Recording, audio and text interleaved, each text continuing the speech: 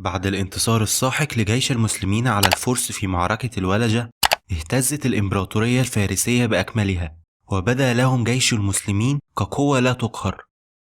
فكل جيش فارسي حاول مقاومتهم كان يصاب بالهزيمة والدمار في آخر الأمر، وأصبح اسم خالد بن الوليد يثير الرعب في قلوب الجميع. وكان من الواضح لهم أنهم في مواجهة رجل يختلف عما واجهوه من قبل، فقد تمكن في خلال بضعة أسابيع أن يدمر 3 جيوش مختلفة للفرس والآلاف من الجنود والفرسان. ولكن بالرغم من ذلك لم تيأس الإمبراطورية الفارسية بسبب تلك الهزائم، فالإمبراطورية التي استمرت 12 قرنا من الزمان لن تهزم أبدا بخسارة 3 معارك. فبعد أن انقضت حالة الهلع والحزن في نفوسهم على الهزيمة في أرض الولجة، صمم الجميع على الانتقام واستعدوا لجولة أخرى مع المسلمين. أثناء انشغال الإمبراطور الفارسي بتجهيز خطة جديدة لمواجهة المسلمين، تفاجأ بوصول بعض العرب من قبائل بني بكر للقصر الحاكم، فلما التقى بهم أخبروه بنيتهم للانتقام من المسلمين والثأر لقتلهم في معركة الولجة، وأخبروه بانضمام الآلاف من العرب الذين يسكنون المنطقة الواقعة بين أوليس والحيرة لهم بالفعل، وذلك للحد من تقدم المسلمين نحو الحيرة، والتي كانت تعد أهم الإمارات العربية الموالية للفرس في المنطقة. ولذلك طلبوا منه أن يمدهم بجيش آخر من المقاتلين الفارسيين حتى لا يصبح للمسلمين أي فرصة للانتصار عليهم. فكان هذا اللقاء بمثابة الفرصة الذهبية التي ينتظرها الإمبراطور الفارسي، فليس هناك أفضل من العرب لمواجهة وقتال العرب. فباجتماع قوة وشراسة المقاتلين الفارسيين مع سرعة ومهارة المقاتلين العرب لن يكون لخالد رضي الله عنه والمسلمين أي فرصة أمامهم. وعلى الفور وافق الإمبراطور الفارسي على طلب الرسل، وأرسل فورا رسالة عاجلة لقائده بهمن، وأمروا بالانضمام للقبائل العربية في أوليس وسد الطريق أمام المسلمين ومنعهم من التقدم للحيرة. بهمن جاذويه في ذلك الوقت كان لا يزال موجودا شمال نهر الفرات، فبعد أن سمع بأخبار انتصار المسلمين على جيش الأندر زغر بالولجة، أمر الجميع بالتوقف فورا والإقامة في مكانهم حتى يتسلم تعليمات جديدة من الإمبراطور الفارسي. فلما تسلم بهمن الرسالة الجديدة من الإمبراطور قرر تنفيذ الأوامر بالفعل، ولكن لسبب غير معلوم حتى الآن قرر أن يرسل جيشه نحو أوليس بقيادة نائبه جابان، على أن يتوجه هو نحو العاصمة الفارسية للقاء الإمبراطور. ولكنه قبل أن يغادر أمر جابان بأن يذهب لأوليس وأن لا يشتبك مع المسلمين إلا بعد رجوع بهمن بنفسه من العاصمة. فاستجاب جابان فورا للأوامر وبدأ فورا في التوجه نحو أوليس.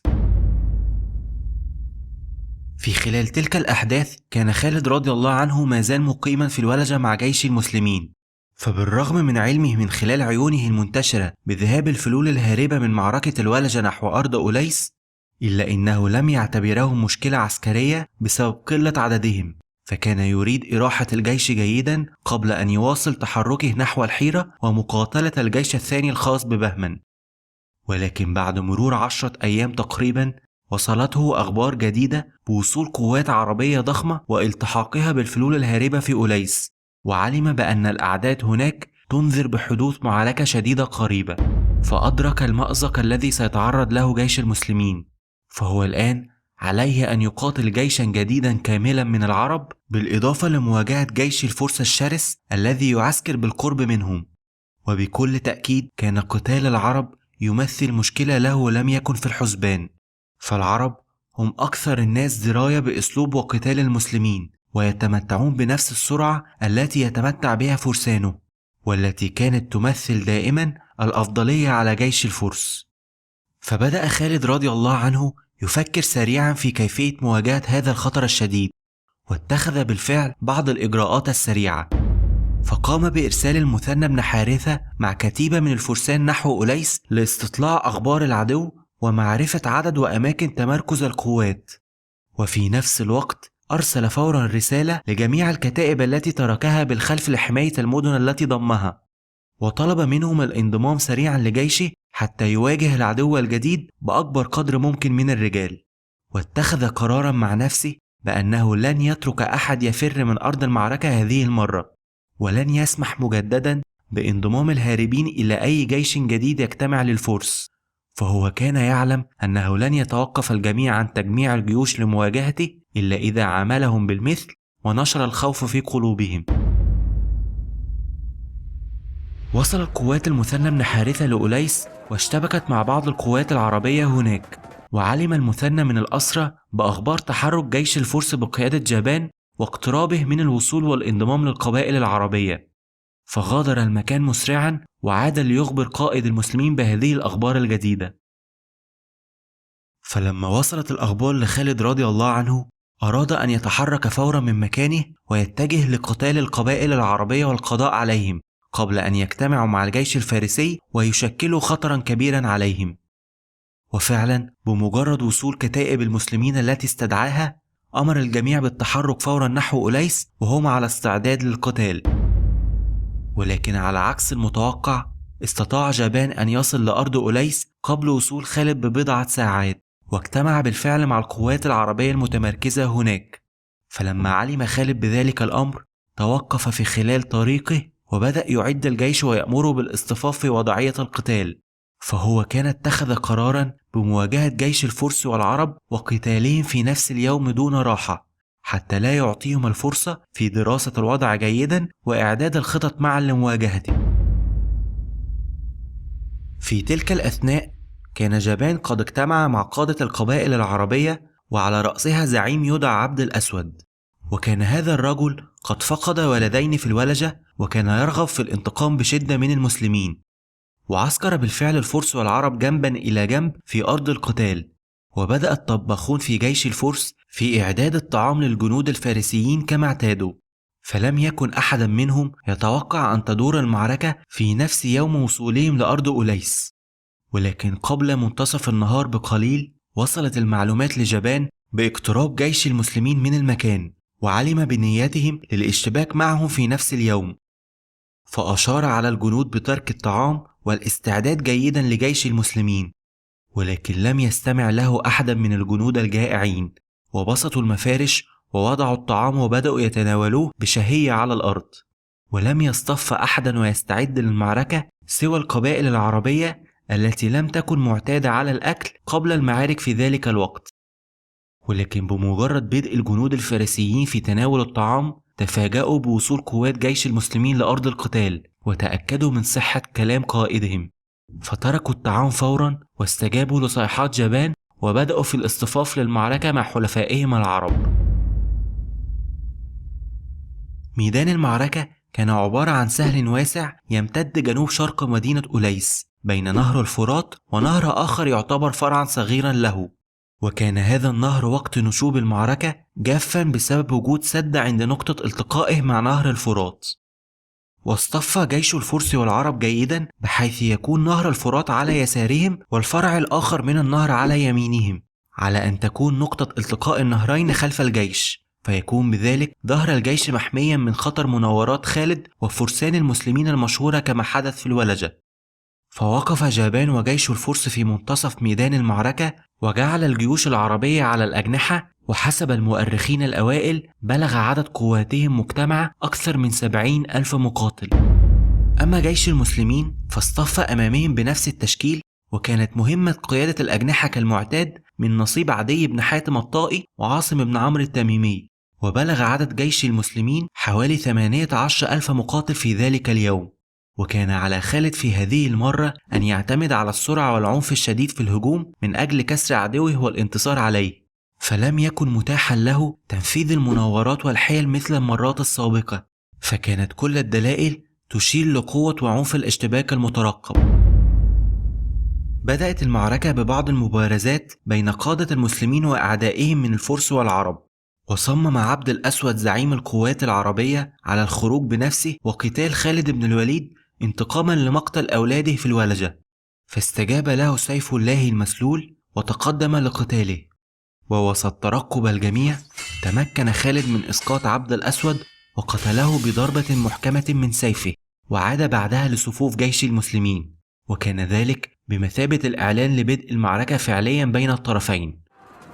انطلق جيش المسلمين في سرعة شديدة نحو الأعداء، والتحموا جميعا مع بعضهم البعض، وكان عنف الاشتباك واضحا منذ الوهلة الأولى، فكل طرف كان مصمما على تحقيق النصر بأي شكل. فالفرس كانوا على أتم استعداد للقتال لآخر لحظة، وكذلك الحال بالنسبة لحلفائهم العرب، فكانوا يقاتلون قتال حياة أو موت، لأنهم كانوا يعلمون جيدا أنه في حالة خسارة المعركة لن يقف شيئا أمام جيش المسلمين نحو ضم مدينة الحيرة. ورغم أن جيش المسلمين كان جائعا ومنهكا من عناء السفر والقتال في نفس اليوم، إلا أنهم كانوا في غاية التصميم على الانتصار والحفاظ على ما حققوه خلال الشهرين الماضيين. استمر القتال بين الطرفين لمدة ساعتين، ولم تذكر المصادر تفاصيل كثيرة عما دار من مناورات وأحداث خلال المعركة، فيبدو أن كل ما دار كان قتالا مباشرا وعنيفا من كل طرف من أجل هدف واحد، ألا وهو كسر عزيمة الطرف الآخر، فكان البقاء لصاحب النفس الأطول. ويبدو أن خالد بن الوليد قد صاح في منتصف المعركة ونظر أن لا يبقي على أحد من الأعداء إذا ما حقق الانتصار، وأن يملأ النهر بدماء من واجهوه حتى لا يجتمعوا مجددا لقتاله. فتحمس جيش المسلمين من صيحات قائدهم، واستمر الضغط الشديد على الفرس حتى بدأ التعب يظهر على وجوه الفرس والعرب معا، فبدأت الصفوف تتراجع بشكل ملحوظ تجاه النهر، وبدا لهم أنه في طريقهم للسقوط مجددا أمام المسلمين.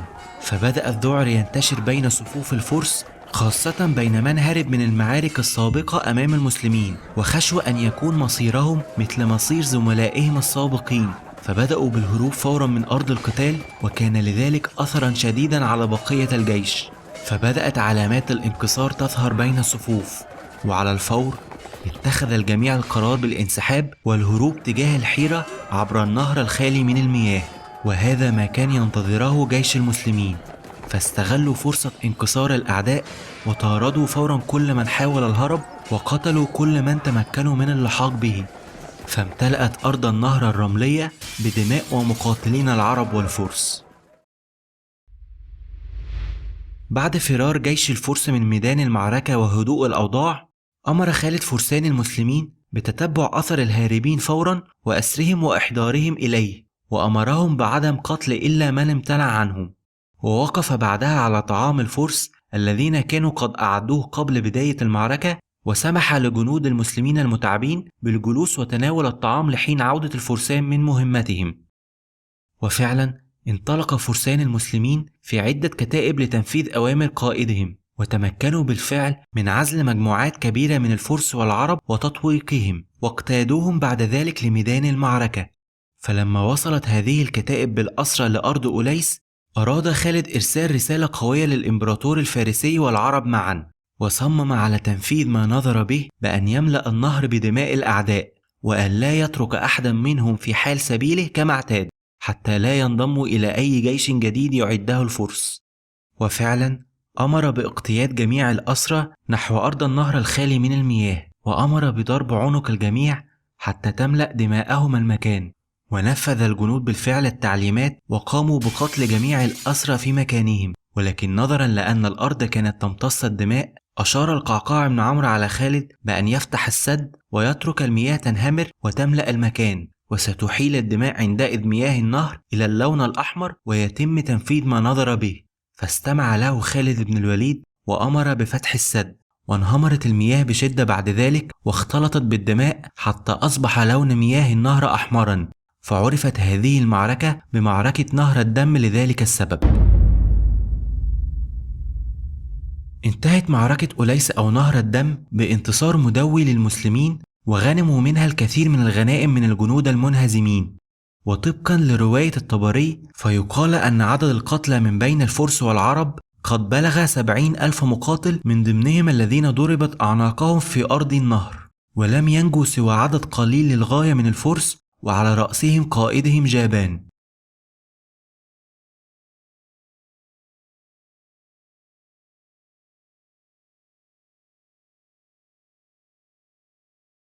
معركة أوليس كانت في نهاية شهر صفر في العام 12 هجريا، وكانت تعتبر آخر المواجهات الأربعة الكبرى بين جيش المسلمين وجيش الدولة الفارسية، والتي دارت جميعها في أقل من شهرين.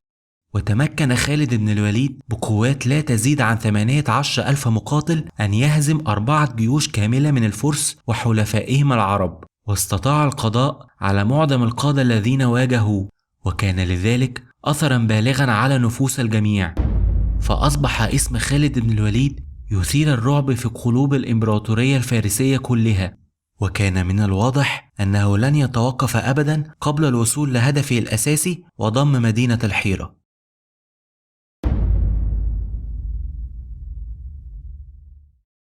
خلونا نكمل المرة الجاية ان شاء الله، بس خلوني اقول لكم ان الفيديوهات دي بتاخد وقت ومجهود كبير جدا عشان انفذهم، فلو عجبك الفيديو ده يا ريت تنزل تعمل لايك وتشترك في القناة وتفعل الجرس عشان يوصلك كل فيديو جديد بعمله. اشوفكم المرة الجاية على خير ان شاء الله.